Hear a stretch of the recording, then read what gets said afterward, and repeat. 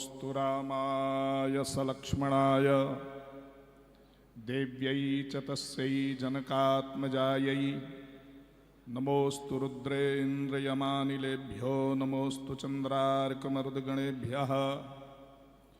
ओं नमः परमहंसास्वाधितचरणकमलचिन्मकरन्दाय भक्तजन्मानसनिवासाय श्रीरामचन्द्राय। धर्म की अधर्म का, प्राणियों में विश्व का, गौ माता की, स्वामी श्री हरदास जी महाराज की जय जय। श्री राधे श्याम। परात्पर परिपूर्णतम परमात्मा भगवान श्री कृष्णचंद्र की महती अनुकंपा का लाभ लेते हुए हम लोग श्री रंगीली कुंज में केलीमाल रस महोत्सव में उपस्थित हैं। मंचस्थ सभी विद्वानों के चरणों में कोटि कोटि प्रणाम। श्री मंच संचालक महोदय त्रिवेदाचार्य है ना, बहुत विचार करके समय दे रहे हैं। रस महोत्सव, रस शब्द जो है आस्वादन के अर्थ में प्रयुक्त है। रस्यते आस्वाद्यते इति रसः।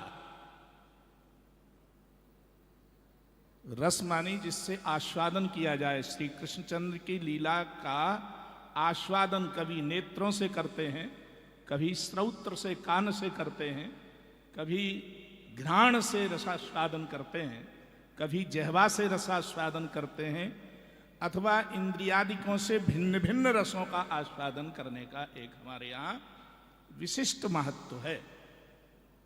तो ये रस उत्सव है। अभी पूज्य आचार्य श्री अशोक शास्त्री जी महाराज कह रहे थे, वृंदावन में तो यहाँ की मूल जो स्थिति है वो वृक्ष, पौधे, यमुना, गिरिराज, ये वृंदावन का मूल स्वरूप है। पर ये ही धीरे धीरे नष्ट प्राय हो रहे। देखिए, वनलतास तरव आत्मनि विष्णुम व्यंजयंत इव पुष्प फलाढ्या प्रणत भार बिटपा मधुधारा प्रेम हृष्ट तनवः शस्त्रजुष्म। गोपांगनाएं कह रही हैं, वनलतास तरवाह। अभी तरु शब्द बोल रहे थे आप। तरतीति तरु नहीं, तारयतीति तरु। जो स्वयं तर जाए ऐसा ही नहीं, अथवा जो किसी को प्राप्त होते जो तार देता है, वृक्ष के नीचे जाते ही तत्काल शांति सी प्राप्त हो जाती है, कितनी भी धूप में चल करके आए हों। तो वृंदावन के वृक्ष की वह महिमा है। विचार किया जाए, यहां गोपांगनाएं कह रही हैं वनलतास तरवा। ब्रज के जो तरु हैं, बहुवचनांत है यहां, विष्णुम हृदय व्यंजयंत। उन्होंने अपने हृदय में विष्णु अर्थात श्री राधा कृष्ण को बिठा रखा है। श्री राधा कृष्ण उनके हृदय में विराजमान है। इसलिए श्री राधा कृष्ण हृदय में हैं और ये इंतजार कर रहे हैं कि कब ऐसा समय आएगा श्री निकुंजेश्वरी भगवान निकुंज विहारी के साथ यहाँ भ्रमण करते हुए हमारे सामने से कब निकलेंगे, ये इंतजार कर रहे हैं वो वृक्ष। इसलिए सब झुके हुए हैं। फलाढ्या, फलों के आढ़्यता के कारण झुक रहे हो ऐसा नहीं, फलों के भार से झुक रहे हो ऐसा नहीं, पत्तों के भार से झुक रहे हो ऐसा नहीं, प्रणत, प्रणाम करने की इच्छा से झुके हुए। तो ब्रज के वृक्ष जो हैं भगवान के श्री चरणों में प्रणाम करने के लिए सर्वदा सारे वृक्ष, कहीं भी देखिए, यहां 84 कोस ब्रजमंडल, अभी कह रहे थे श्री सुरेश शास्त्री जी कि 84 कोस ब्रजमंडल का एक एक वृक्ष बड़ा वंदनीय है। एक एक वृक्ष यहां का। तो ये वृक्ष नहीं है, क्या है? अरे निकुंज लीला को देखने के लिए एक पल कहीं हमें ब्रज छोड़ करके न जाना पड़े, ऐसी विशुद्ध भावना के धनी जो संत थे, वो संत ही यहां वृक्ष बन करके आते। जैसा कि गोपांगनाओं ने वेणु गीत में कहा प्रायो वताम विभेगा मुनयो वनेस्मिन् कृष्णेच्छितं तदुदितं कलुवेणु गीतम आरुहि ये द्रुमभुजान रुचिर प्रवालान शृण्वन्त्यमीलिति दृशा व्यगतान्यवाचा। ये जो पक्षी हैं ये भी कोई अन्य नहीं है, ये पक्ष धारण करने वाले हैं, जो कृष्ण का पक्ष धारण करते हैं, कृष्ण का पक्ष लेते हैं, राम का नहीं, अन्य का नहीं, केवल कृष्ण और राधा के पक्ष को जो धारण करते हैं वो यहां पक्षी। अथवा वेदांत पक्ष है हमारे यहां, शुद्धाद्वैत, द्वैत, विशिष्टाद्वैत आदि पक्ष हैं, वेदांत में भिन्न भिन्न पक्ष हैं। ऐसे पक्ष को जो धारण करने वाले संत हैं वही यहां पक्षी बन करके आए हैं। और तो ठीक है, हृदनिया, जो हृदनिया यहाँ के सरोवर हैं ये भी कोई अन्य नहीं है, भगवत भक्ति में रस से संपन्न रहने वाली जो ब्रज की भक्ति युक्त गोपांगनाएं हैं वही स्वयं हृदनी बन करके आई हैं, वही ब्रज में वृक्ष बन करके आए हैं। वह विशुद्ध भावना से संपन्न जो हम ब्रज को एक पल न त्याग सकें। पक्षी बनने का कारण क्या है?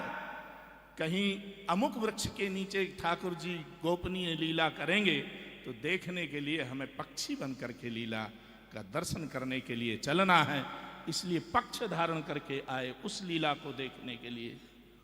पर कुछ ने विचार किया कि यहाँ से पक्षियों को भी प्रवेश नहीं करने दिया जाएगा और श्री ठाकुर जी कदम्ब के नीचे लीला करेंगे तो ब्रज के तो सारे वृक्ष ही हमारे यहाँ ऐसा वृक्ष है जो स्वर्ग में पाया जाने वाला कल्प वृक्ष है। इसलिए वृंदावन के तो प्रत्येक वृक्ष कल्प वृक्ष की महत्ता को धारण करने वाले हैं। यहाँ किसी भी वृक्ष के नीचे बैठ करके एक बार भगवान का नाम लो, कामना पूर्ण हो जाती है, इसमें कोई संदेह नहीं। ब्रज का तो प्रत्येक वृक्ष वंदनीय है। अभी श्री शास्त्री जी कह रहे थे लोग वृक्ष धीरे धीरे काटते चले जा रहे हैं। यहाँ एक वैद्य थे श्री नरोत्तम प्रसाद जी, बड़े अच्छे वैद्य थे। एक बालक गया उनके पास अपना हाथ दिखाने, गुरुजी ने भेजा तो उन्होंने कहा थोड़ा गिलोय ले लो तुम। कहां से ले? अरे राधा वल्लभ की बगीची में चले जाना, बहुत गिलोय लगी हुई, गिलोय बहुत है। तो जब वो गिलोय लेने को जाने लग गया बालक तो उसने सोचा अभी शाम को नहीं जाएंगे, सुबह जाएंगे, रात होने वाली है। तो रात्रि को स्वप्न में उसने क्या देखा कि वो गिलोय उस बालक से कह रही है, सुनो मुझे मत तोड़ना, मैं वृंदावन नहीं छोड़ना चाहती, यदि तू मुझे वहां से हटा देगा तो श्री कृष्ण की लीला का दर्शन मेरे नेत्रों, इसलिए तू मुझे कृष्ण से ओझल मत कर। ऐसा देखते ही उसकी नींद खुल गई और उस बालक ने गुरुजी को कहा,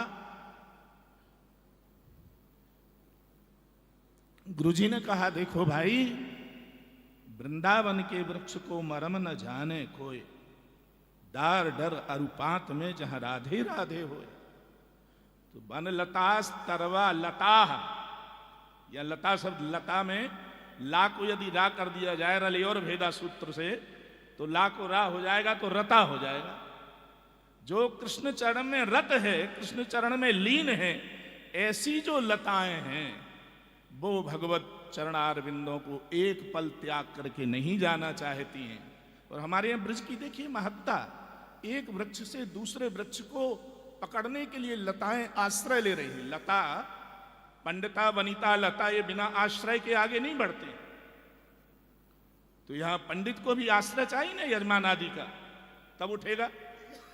इसी तरह लता भी उठती तब है जब किसी वृक्ष का या किसी लट्ठे का सहारा मिल जाएगा तो ऊपर उठ जाएगी। लता यहाँ पीपल के वृक्ष पर चढ़ी, विष्णुकांता नाम की लता। इधर जो है आम का वृक्ष है, उस पर मालती नाम की लता चढ़ गई। एक जगह माँ लती है, माँ स्वयं लता बनी हुई है। माँ यहाँ कौन है? राधा, और वो लता वेश धारणी है, माँ लती है यहाँ। और यहाँ विष्णु कांता है, अथवा ये भी तो मालती ही है, ये भी विष्णु कांता है। और दोनों वृक्षों का आश्रय लिए, यहाँ अश्वत्थ है, यहाँ आम्र है। ये रसमय वृक्ष है, रसाल कहा जाता है। रसो वैसा भी डॉक्टर श्याम सुंदर जी कह रहे थे, रसो वैसा रसम येयाम लब्धा आनंदी भवती। इसको प्राप्त करते ही आनंद यानी श्री कृष्ण की प्राप्ति हो जाती है। आनंदम भवती, आनंदमय हो जाता है वो। आनंद यहां कृष्ण है, हमारे नंद के आनंद भय, नंद के लाला भयो ऐसा काउने न कहो, नंद के आनंद भय। तो यहां ब्रज में जो है वृक्ष भी भगवान की लीला से एक क्षण भी कहीं विलग ना हो जाना पड़े, इसलिए वृक्ष बन करके विराजमान है। हमारे ब्रज की बड़ी अद्भुत महिमा है। वृक्ष भी राधा राधा राधा राधा रट रहे हैं। एक छोटी सी घटना कह के मैं विश्राम करूंगा। देखो विषय तो ऐसा उठ गया है कि उसको घंटों भी बोला जाए तो बहुत कम पड़ जाएगा समय। हमारे यहाँ वृक्षों की बड़ी महिमा है। एक वृक्ष उड़िया बाबा आश्रम में एक बेरी का वृक्ष था। यहाँ हमारे ज्येष्ठ भ्राता पूज्य डॉक्टर बद्रीश जी बैठे हुए हैं, जिनका हमको बहुत आशीर्वाद मिला है। देखिए उड़िया बाबा आश्रम में प्रातः 3 बजे से सत्संग होता था, और जब लोग सत्संग करने जाते तो सूर्योदय से पहले ही सत्संग का विश्राम हो जाता था। वह बड़े बड़े धनाढ्य लोग उस सत्संग का लाभ लिया करते थे। एक बहुत बड़े धनी मानी कोई व्यक्ति आए, सफेद कुर्ते पहने हुए थे। ज्यों ही निकले तो बेरिया के निकट से निकले तो बेरी ने अपना काम कर दिया, उनके कुर्ता को फाड़ दिया। उस समय मैनेजर जो वहां के थे व्यवस्थापक श्री दीक्षित जी, उन्होंने मेरी कथा करवाई एक बार। दीक्षित जी ने कहा कि अच्छा, इस वृक्ष के कारण सेठ जी का कुर्ता फट गया, आज इस पेड़ को कटवा देंगे। आ गए काटने वाले, वृक्ष एकदम कुमला गया, झुलसा हुआ था, जैसे किसी ने आगी जला दी हो नीचे, तो पेड़ झुलस जाता है। संयोग से बाबा उसी समय निकल रहे थे बाहर। बाबा ने कहा, आज ये कैसे कुमला गए, किसी ने कुछ बोला तो नहीं इनको? दीक्षित जी बोले, महाराज क्षमा कीजिएगा, आज हम इसको कटवाने जा रहे हैं। बोले खबरदार, ये वृक्ष नहीं है, ये ब्रज को सदा अपने हृदय में रखने वाले और ब्रज में स्वयं को प्रतिष्ठित करने वाले कोई सामान्य संत नहीं है। ये तो युग युगांतरों से, कल्प कल्पांतरों से जिन्होंने जप तप किया था, आज वह सिद्ध होकर के यहाँ वृक्ष बन करके आए हुए हैं। नंद नंदन की लीला से एक पल भी विलग ना होना पड़ जाए, इसलिए वृक्ष बन करके यहाँ बैठे हुए हैं। तो आज हम इनको कटवाना चाहते थे। महाराज जी आप आज्ञा करो। बोले बिल्कुल मत काटना। इतना कहा और 5 मिनट बाद वो वृक्ष हरा भरा हो गया, जो उसमें सूखापन था वो दूर हो गया। तो वृंदावन के वृक्ष की महिमा सब लोग नहीं जान सकते हैं। यहां तो वृक्ष भी राधा का नाम जपता है, यहां के पेड़ पत्थर भी भगवान नाम जपते हैं, यहां की नदियां, हृदयियां, सरोवर भी भगवान नाम जपते हैं। तो हम और आप कितने कैसे दुर्भागी हैं कि उस नाम से वंचित पड़े हुए हैं। हमें उस नाम का निरंतर कीर्तन करते रहना चाहिए। भगवान नाम इतना सुलभ है, इससे अधिक सुलभ और कुछ नहीं है। सुलभम भगवान नाम, इसलिए जिह्वाचा वशवर्तनी, ये जिह्वा के वशीवर्त है भगवान नाम। और यदि उसका उच्चारण न कर पाया तदपि नरकम यान्ति, इसीलिए नरक की प्राप्ति होती है। हम सब उससे बचना चाहते हैं तो भगवान नाम का आश्रय लें। इन्हीं शब्दों के साथ आज की वाणी को यहां विश्राम करते हैं। हर हर महादेव, जय हो।